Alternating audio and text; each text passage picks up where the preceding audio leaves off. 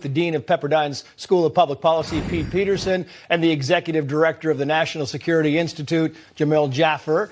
Gentlemen, both of you, welcome to you. Pete, I want to go to you first because I want to put this Washington Post poll off. Are you better off? Americans feeling economic pain under President Biden. Are you worse off? 41% say they are worse off, and 16% say they're better off. And what they don't say, and you can kind of read it at the bottom, these are the lowest numbers, Pete, in 37 years that they have been doing this poll.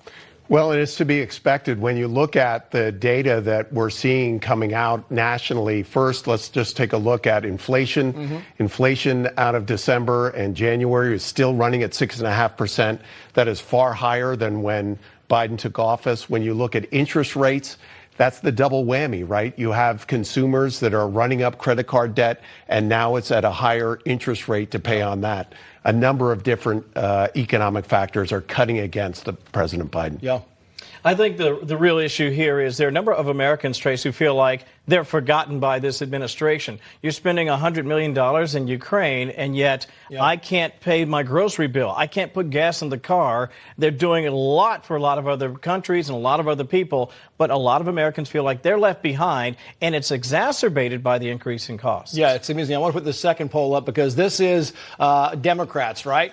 And do you want the president to run again? Look at these numbers, Jamil, because this is really striking. Are you enthusiastic or satisfied if Biden is reelected in 2024? 36% say yes. 62% say dissatisfied, angry. Your thoughts?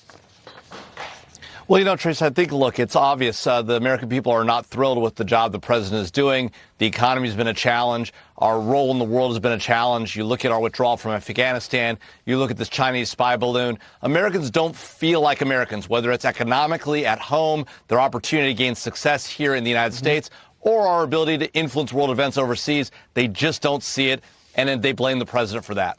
Yeah, and this poll, by the way, is just Democrats, Kevin. And I thought this was fascinating because this is just Democrats. Put this up. It is among 24 Democrats, right? Run among the Democrats. Look at that. President Biden, 31%. Somebody else. Not even nobody. No name here. Just anybody else. Please run. Pete, you've got 31%. Kevin, I always look at this and I think when you get to a number like that of you name it and I'll take them, it's bad for the administration. Political death knell here, because what it basically says is not only are we so dissatisfied with you, we'll take just about anybody else you put up, but I think the real challenge is, who do they turn to? If it's not Michelle Obama, is there someone else out there that people really feel like, among Democrats, that would really get the job done and beat maybe a President Trump in a head-to-head? Not a long line there. What do you think, Pete? Well, I think that's a very good point by Kevin. When we look at some of the stories that have come out recently about Vice President Harris, it certainly seems like she's not going to be an option. So where do Democrats go? And I think in many of the polls are reflecting that many Americans are unsure about the president's ability to run for re-election, just physically. It's a lot of voters are questioning that. Yeah, let's talk about the China balloon, Jamil. I want to put this, run this by you. This was former Secretary of State Mike Pompeo on Hannity just a short time ago. Mike Pompeo, by the way, John Ratcliffe and John Bolton also said nobody ever notified any of them about any balloon during the Trump administration. Watch. I never heard of anything like this. I never briefed President Trump on anything like this. I never had anybody on my team, and I've talked to several of them over the last couple of days saying, hey, anything you forgot to tell me? Nobody saw a balloon the size of 3 balloons travel across a bunch of our states over 5 days at any time during our administration. Yeah, your thoughts on this, Jamil?